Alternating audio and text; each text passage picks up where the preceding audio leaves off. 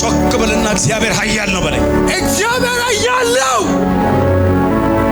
ጸልየን ያለው አይፋ ሃካላ ያገባ እንዲህ ነው ከላያ ጣልቃ ሲገባ ያባላ አሜን። የልሳኑ ትርጉም ሮቦት የሚል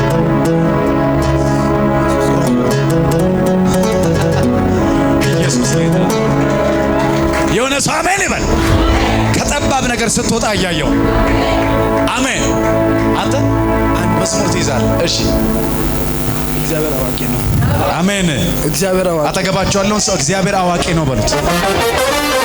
አረ ድገሙት፣ እግዚአብሔር አዋቂ ነው በሉት። ያስለቅቁ ባሉት ላይ በሉት። ነገር ባሉት ላይ በሉት። እግዚአብሔር ኤሴክ ስለሆነ አልፎታል በሉት። ወይ ጉድ! ስጥና ስለሆነ አልፎታል በሉት። ሮቦት is coming. ሮቦት is coming.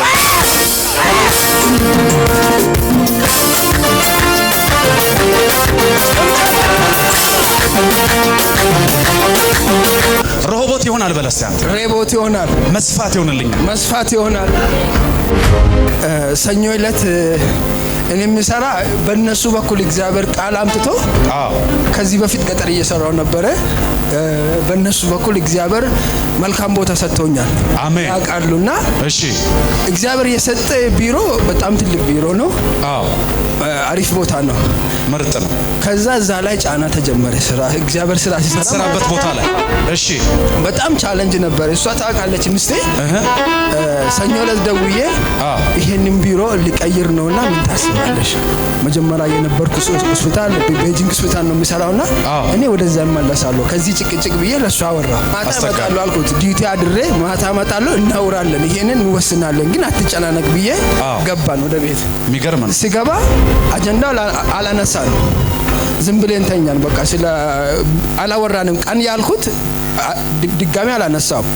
ግን ጧት ስራ ቦታ ሄድኩና ስታፎችን በጌታ የሆኑ ልጆች አሉ እነሱን ሰበሰብኩና ይሄንን ቃል እያወራ ነበር። በጌታ የሆኑ ልጆች አሉ። እዛው የምትሰራበት ቦታ ላይ ካንተ ጋር አብረው የሚሰሩ ከኔ ጋር የሚሰሩ ልጆች አሉ።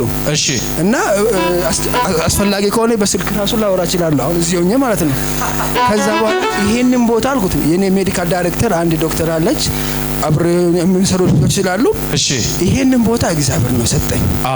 ለኛ እግዚአብሔር ስለሰጠ አሁን ውሃ የቆፈርን ነው። ስሙ ሰይሙ አልኩት። ብዙ ችግሮች ነበሩ። አንዱ ለሶስት እነሱ የሚያውቁት ስም ሰይሙ አልኩት። ስም ስጡት። ከዛ ግን ይሄ አልኩት ሰኞ በጣም የሚገርም ስብሰባ ነበር። በጣም ችግር ስለነበረ እቺ ስጢና በሉና ስም ሰጡት። ባለፈው እቺ ስጢና ትባልና የሚቀጥል ግን ሮቦታችን ሊመጣ ነው ደርሷል አልኩት።